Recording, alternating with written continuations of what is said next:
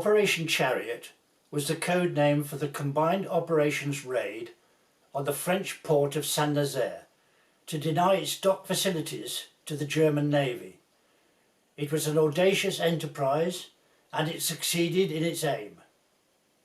All three services were involved, with the RAF flying reconnaissance and anti-submarine sweeps, search and rescue sorties and a diversionary raid. But at the time, and ever since, the diversionary raid has been deemed to have been a failure. In this presentation, I aim to set out in detail all the sorties flown by the RAF and to show that with great determination and the good fortune that must accompany any successful military endeavour, they achieved their purpose. Thus, I hope to lay to rest any lingering doubt as to the value of the RAF support in what became known as the greatest raid of all.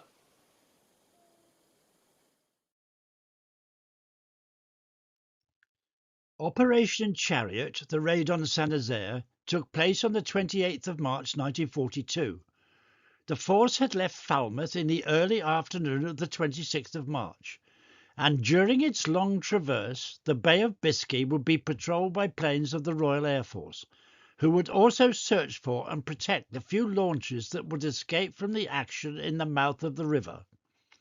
A diversionary bombing raid would also take place during the action itself. The RAF support for the raid covered 2 days on each side of the Commando landings, which were scheduled for 0130 hours on the 28th of March. The first support plane took off from St Evel at 1839 on the 26th. The last one landed there at 1850 on the 29th. But firstly, for those who have little or no knowledge of the raid itself, it may be helpful if I set the scene by outlining the course of the action taking place below, giving you a knowledge that was denied the pilots who flew the sorties. The sinking of the Bismarck on the 24th of May 1941 pointed to the importance of the Normandy dock, as when the ship was hit, Admiral Lutyens signalled their plight to Group North. The 5th paragraph of his message said, "Intend to run into St Nazaire." It was the only dry dock on the western seaboard of Europe that would accommodate the Tirpitz should it be damaged in action in the Atlantic. Denial of its repair facilities would reduce the possibility of Tirpitz and the other German capital ships entering the North Atlantic to prey on our convoys. This is a map of St Nazaire showing the areas of operation. The plan was to land commandos at the Old Mole and the Old Entrance from motor launches and on the southern caisson from HMS Campbelltown. To blow the locks and bridges in the new entrance and Bridge M, to blow the caissons of the dry dock, capture and hold Bridge G while the commandos retired from the red to the yellow area, blow Bridge G and retire to the Old Mole to return home. The outcome was to be much different. Only one launch landed its troops at the Old Mole and no targets were achieved. Similarly, only one launch landed its troops at the Old Entrance and again no targets were achieved. HMS Campbelltown rammed the southern caisson and all parties landing from her were successful. They blew the southern winding hut, the pump house, the northern winding hut and damaged the northern caisson. Some of the survivors crossed the Bridge G, but it was never blown, and on reaching the Old Mole found there were no launches to take them home. HMS Campbelltown exploded at 10:35 the following morning, and the caisson was completely destroyed. Of the many casualties incurred, the majority were in the river. The launches too easily caught fire. This is reflected in the fact that of the 169 killed, 101 of them have no known grave. The heroism shown resulted in the award of 140 decorations for gallantry, including 5 Victoria Crosses. A diversionary bombing raid by the Royal Air Force was an integral part of the plan. This was widely held at the time and ever since to have been a failure. This ignores the restrictive conditions that were placed on the crews and the weather conditions that prevailed over the target. Also, it should be remembered that the diversionary raid was not the sole support given to Operation Chariot by the Royal Air Force. The commitment of the RAF can perhaps be measured by the number of personnel taking part. While there were 355 sailors and 270 commandos, the number of aircrew was as many as 544. There were 4 phases of support given by the RAF, and we shall look at each one in turn. Firstly, there was reconnaissance. This gave the attackers invaluable information in both planning and executing the raid. Secondly, there was the patrolling of the Bay of Biscay to keep the U-boats submerged. It was well known that U-boat commanders would not surface if aeroplane engines could be heard. Thirdly was the diversionary bombing raid to keep the French in their shelters and the Germans' eyes on the sky. And fourthly, there was the cover of the withdrawal to find and succour those that escaped from the river after the raid. Many units of the RAF were deployed, 1 and 4 groups of Bomber Command, 16, 18 and 19 groups of Coastal Command, 10 group of Fighter Command, the Photographic Reconnaissance Unit, and the Air Sea Rescue Service. Bomber Command deployed aircraft from 7 squadrons, 2 of which were Polish. Coastal Command deployed 9 squadrons, 1 of which was Australian and 1 Canadian. A Fighter Command aircraft had escorted the flotilla of little ships as it left Falmouth. The PRU had been supplying reconnaissance photographs of St Nazaire since an earlier aborted raid had been planned in late 1941, and Air Sea Rescue assisted with the recovery of a crew downed in the Channel returning from a sortie. Let us now look at each phase of support in more detail. Firstly, reconnaissance. As already stated, the PRU had been involved since late 1941, and so the first RAF contribution to the raid in 1942 had been an aerial photograph taken on the 15th of October of the dockyard area of St Nazaire. From this, an excellent model had been made which was to greatly assist in the planning, training for, and execution of the operation. Fast forward 5 months, and another photo of the docks, taken the day before the force left Falmouth, showed 5 German Merva-class destroyers tied up in the submarine basin. The firepower of these ships would much enhance the defence of the port. A further photo, taken 2 days later, showed the same ships now moored across the fairway up which the attacking force would have to drive to reach their target. We shall later see how an erroneous message from a U-boat captain would remove this threat. All of this evidence obtained by the PRU was critical to the success of Operation Chariot. We now come to the second phase of support, Baywatch, the sweeping of the Bay of Biscay to keep it clear of U-boats and other hostile forces. The journey from Falmouth to St Nazaire was a wide 400-mile sweep around the Brest Peninsula. The Bay of Biscay was a U-boat highway, for they had bases at Brest, Lorient, St Nazaire, La Rochelle and Bordeaux, and it had to be crossed to reach the happy hunting grounds of the North Atlantic. We have already heard that the sound of an aeroplane engine would keep a U-boat submerged. Only one was encountered by the Chariot force. It had been damaged and could not dive.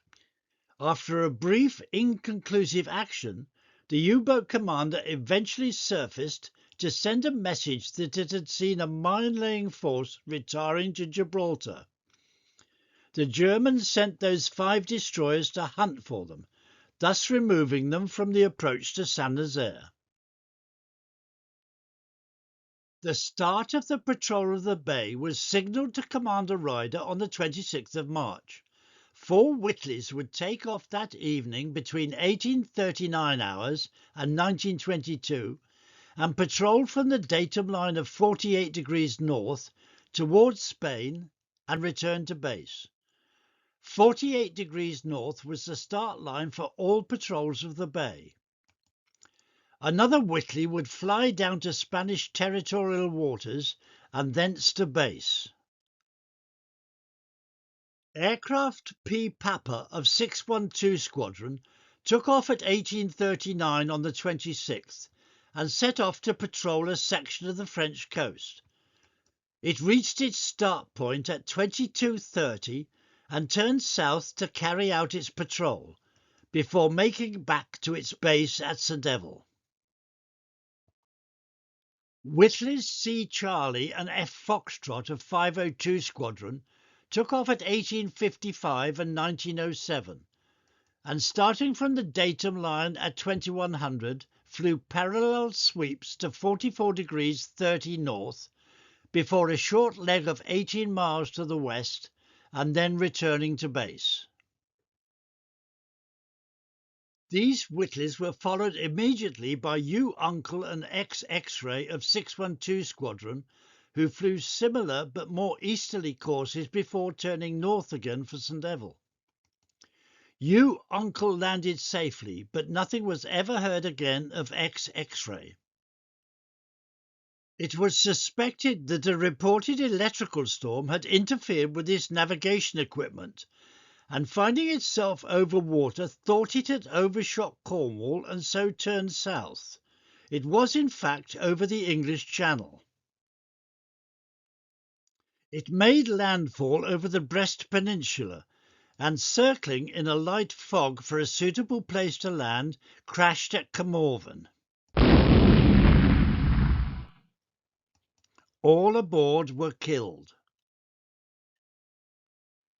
About 3 hours before the force sailed from Falmouth on the 27th, Commander Ryder received a signal detailing the patrols to be flown that day.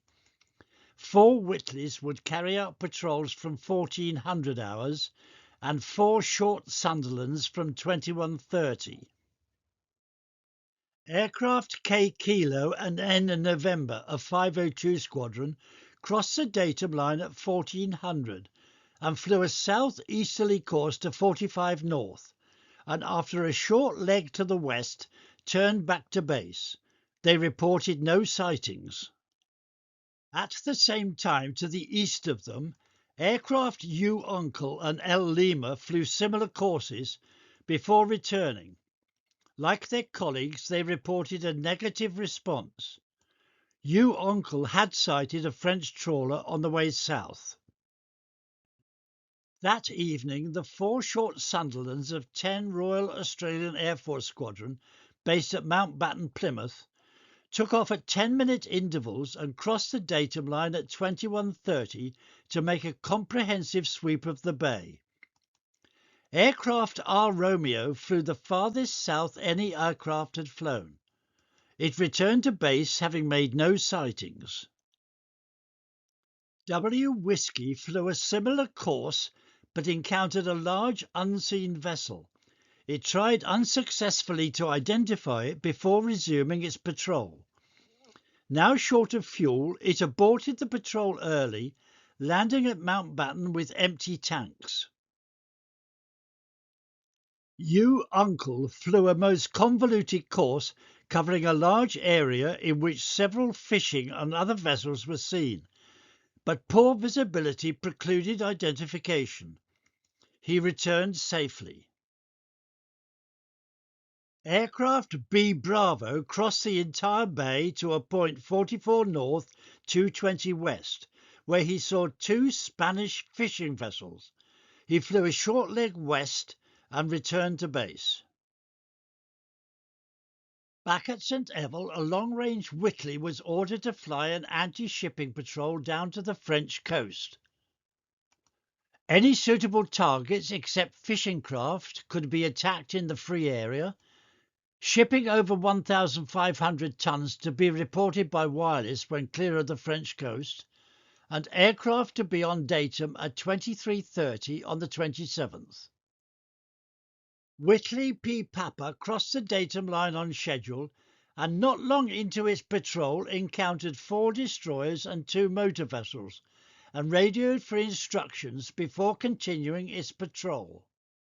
The radio message was answered an hour and a quarter later, and P. Papa returned to the sighting and searched an area around the position. But not finding the vessels again, it returned to base. A composite map of all the sorties flown in Baywatch shows how completely the passage of Chariot force was covered to ensure their safe arrival at the target.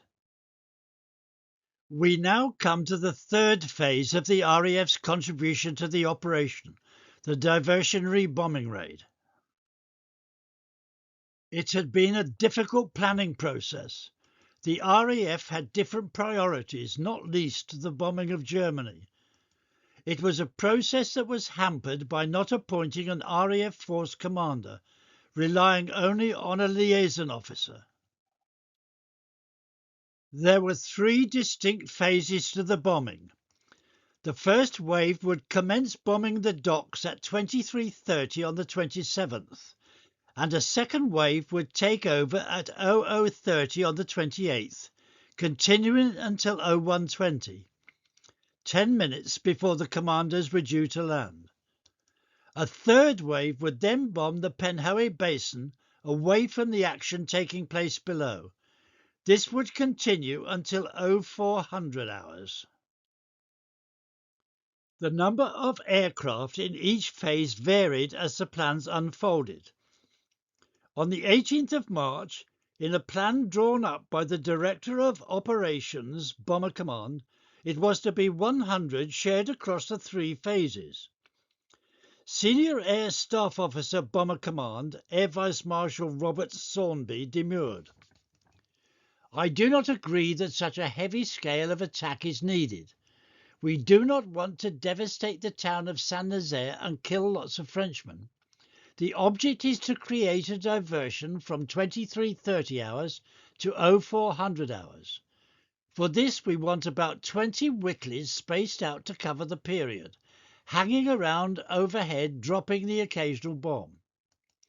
Bomber Harris agreed. By the 22nd of March, the number had dropped to 35. By the 25th of March, Bomber Command had agreed to the final number of 60 aircraft. However, stringent restrictions were placed on the bombing.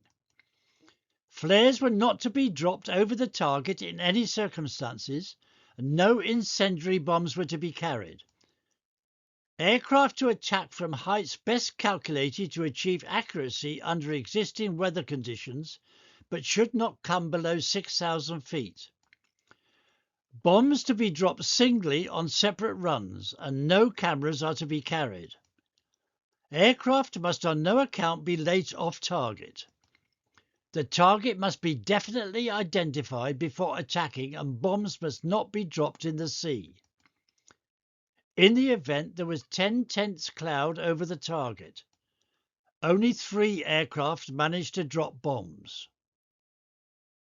Phase 1 of the bombing of the docks will be flown from 23:30 until 00:30 by 10 Whitleys of 77 Squadron from RAF Leeming.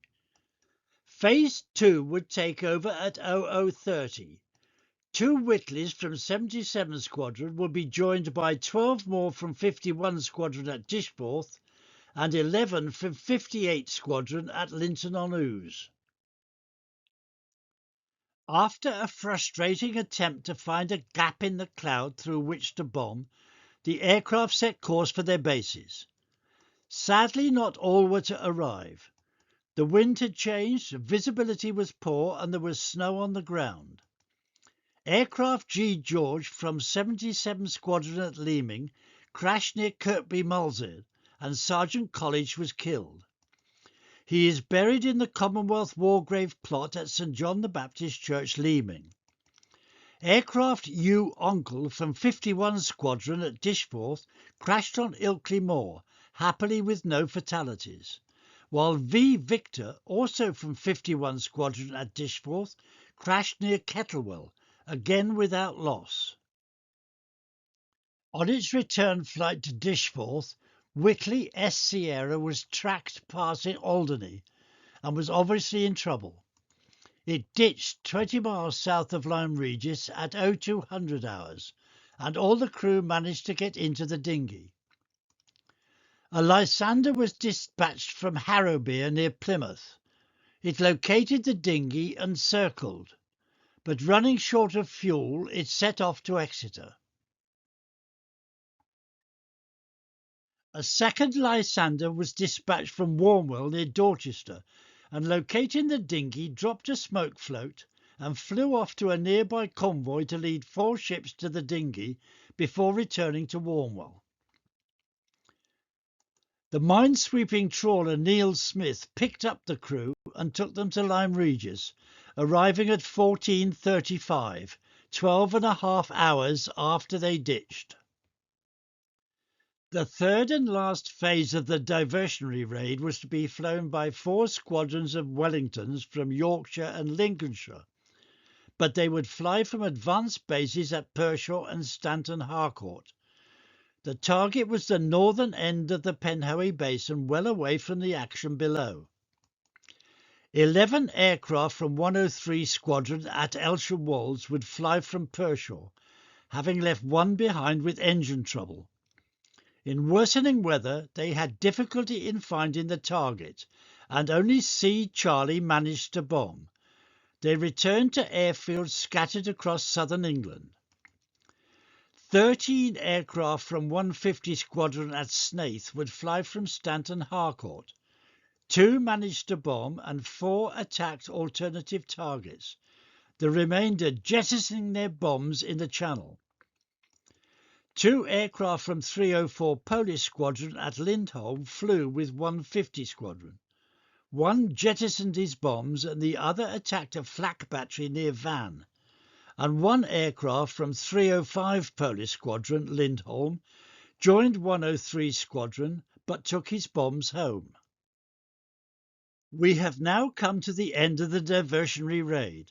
It has been difficult and disappointing. Only 3 out of 27 aircraft managed to drop their bombs, and many left the area early. However, as we shall see from the German reaction, all was not lost. The fourth and last phase of RAF support involved finding and protecting those few little ships that escaped from the estuary of the river. The plan was for the survivors to withdraw to point Y and continue on a course of 248 degrees to point T. If the waiting destroyers were not met, they were to continue on this course to 7 degrees west, where they would turn north to Falmouth. 3 motor launches were able to do this and make it home. Situation report off St Nazaire, AM 28th of March. Atherstone and Tynedale have patrolled all night and are now at the rendezvous Y.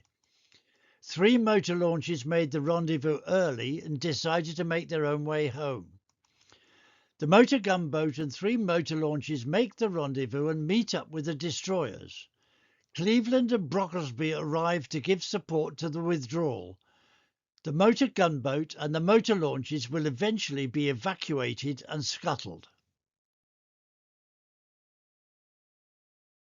5 sorties will be flown and 6 squadrons will provide Blenheims, Hudsons and Beaufighters to patrol the withdrawal course to find the surviving launches.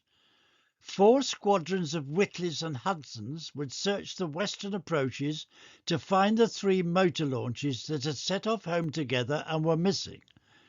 These aircraft would all fly from either Predannock or St Evell. The first sortie would be flown by 5 Beaufighters of 236 Squadron from Predannock, and orders had been issued the previous day for them to be in position at 06:30 the following morning. Aircraft K Kilo flew a course which took them to Belle Isle and also covered the withdrawal route, but no launches were seen and they returned to base. Z Zulu did a box search over the withdrawal route, also without sighting any surviving launches. M Mike flew a figure of 8 course and again no launches were seen. And O Oscar also did a comprehensive search but was similarly unsuccessful. A composite flight chart shows how diligently the aircraft had covered the planned route, and yet no motor launches had been found. The reason was that the motor launches had only been in the dock area for 1 hour instead of the expected 2. They had thus arrived at point Y an hour early and then set off on the planned heading, but further to the south. However, Y Yankee, who had taken off at 07:30, came across the group of destroyers and launches on the new course at 0900. But Y Yankee was to fall victim to its own enthusiasm. At 09:45 they met a Junkers 88 and engaged it so closely that, having shot it down,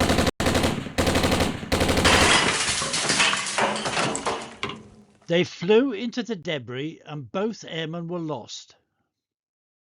Sergeant Archie William Taylor of the Royal Australian Air Force and Sergeant Hilary Rolfe Parfitt, Royal Air Force Volunteer Reserve, with no known grave, are commemorated on the Runnymede Memorial.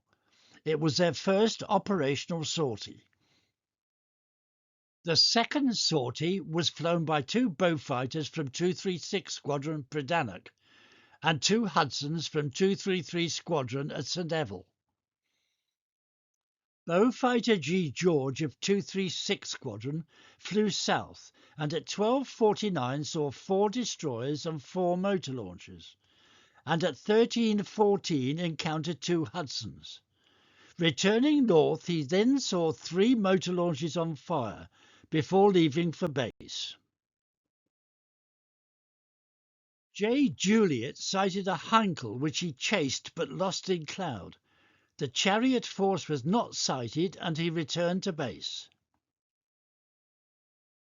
Hudson G. George of 233 Squadron from St Evell flew south and at 13:06 sighted 4 destroyers, 3 motor launches and a Beaufighter. He then flew towards the French coast and on returning at 13:55 saw 3 motor launches on fire in the same position before returning to base. N November sighted 4 destroyers and 3 motor launches at 13:10 and leaving G. George's fighter escort, he left for base. A composite plan shows the cover given to the survivors by the second sortie. The Luftwaffe had been kept at bay, and 3 planes had found and given support to the force. The only motor launch attacked by the enemy had been one already abandoned and set on fire. The third sortie was flown by 5 Blenheims from 254 Squadron at Predannock and 3 Hudsons from 407 Canadian Squadron at St Evell. H Hotel and D Delta from 254 made a square search around the rendezvous, but Chariot force was not met. They attacked and chased off a Focke-Wulf courier before returning home. P Papa, C Charlie and K Kilo arrived at the searchline and flew a creeping line ahead. Chariot was not met. They started a back search and then left for home. On the way, they sighted a Heinkel 111 and turned to attack. The Heinkel disappeared into cloud and they made landfall at Audien. C. Charlie left for base with engine trouble. P. Papa lost contact with K. Kilo, which crash-landed on the beach at Morgat. The crew was Sergeant Parnell pilot, with temporary Sergeants Molyneux and Price. They spent the rest of the war as prisoners at Stalag 8B at Lambsdorff and Stalag Luft 3, and in early 1945 endured the death marches to the west. The plane was repaired and flown to Germany and given German markings. Hudson's D Delta, B Bravo and F Foxtrot from 407 Squadron at St Evell flew a right-angled course and a reciprocal search line, but did not sight the Chariot force and returned to base. The fourth sortie was flown by 5 Hudsons from 53 and 59 squadrons from St Evell. Y Yankee and Q Quebec of 53 Squadron flew together on an L-shaped course, towards the end of which they sighted a Heinkel 111, which rapidly drew away, and on the way home they sighted 2 Hunt-class destroyers. Were these perhaps 2 of the Chariot force escort returning to their base? The last flights to search for Chariot force in the Bay of Biscay were to be flown by D Delta, E Echo and F Foxtrot, but E Echo had wireless problems and aborted the mission. The other 2 flew south before parting and returning home separately. Visibility was poor and Chariot force was not sighted. The RAF search over the Bay of Biscay for survivors from St Nazaire was over, and attention now turned to the 3 motor launches who had set off home together. It was feared they may have missed Land's End and sailed on towards Ireland. A search was therefore set in motion in the western approaches and west of Cornwall. 4 Hudsons and 3 Whitleys, all from St Evell, were involved. The 4 Hudsons, 3 from 407 Canadian Squadron and 1 from 233 Squadron, were to carry out a parallel search west of Cornwall. N. November was on patrol at 10:48 and quite soon spotted an unidentified motor launch. He continued his patrol until turning for base at 13:35.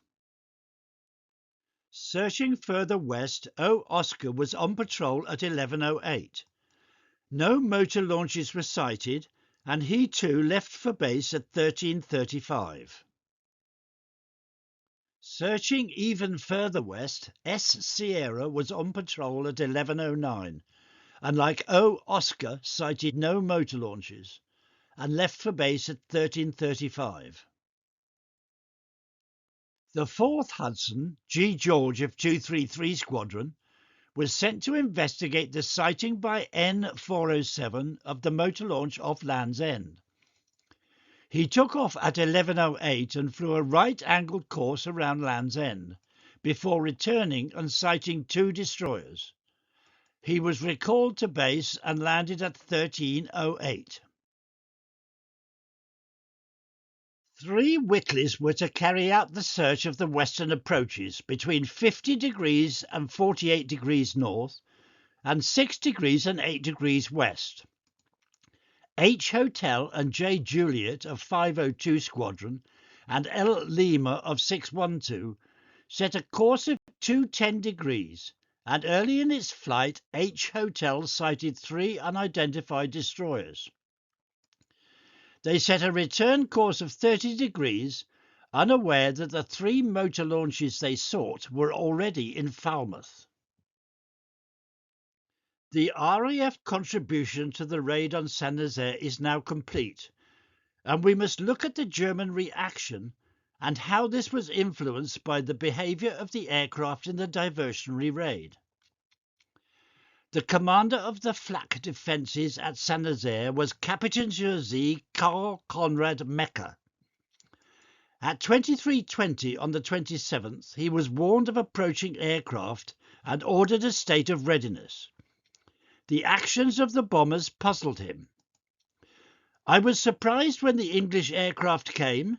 They dropped no bombs, and I said to my officers, 'There is devilry going on.'" And at 01:20 he ordered, "Beware landings."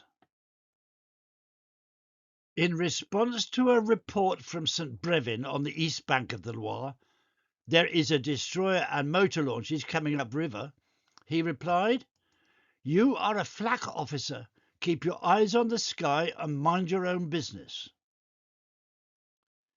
The German report on the raid stated, "It had already been reported at 0100 by the Naval Flak Regiment that the behaviour of the enemy aircraft suggested the possibility of parachute landings. In spite of this warning of unusual tactics by the enemy, the possibility of a landing from the sea was hardly taken into account." The raid on Bruneval had taken place on the 28th of February 1942 and was the first use of paratroops. The commandos had been issued with rubber-soled boots to deaden their footfall, and this reinforced the belief that they came from the sky rather than the river. Several commandos, when captured, were asked if they were paratroopers. We can now evaluate the contribution of the RAF to the raid on St Nazaire.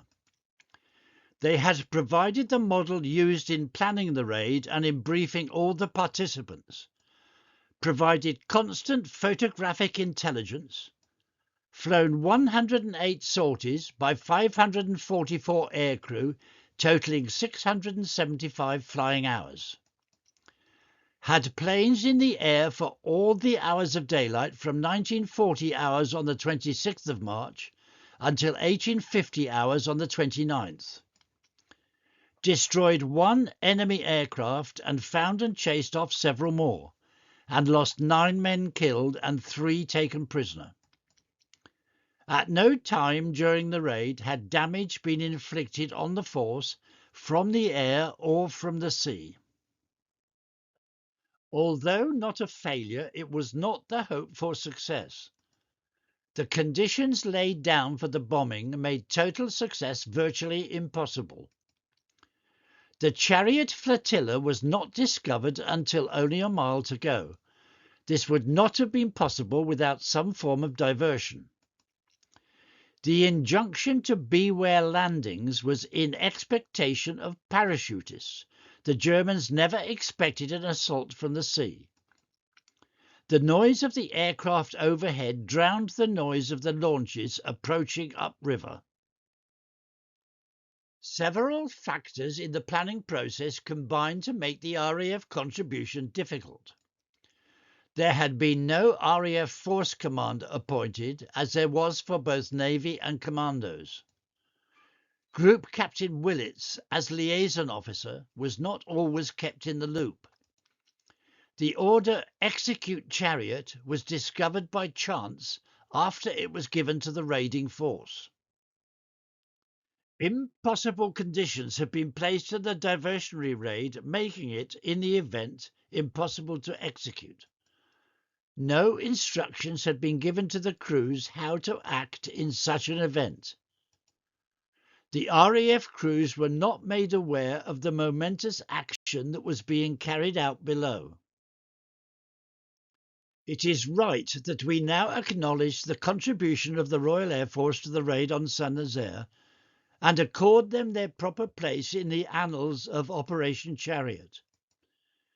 In particular, we should honour the memory of those who gave their lives.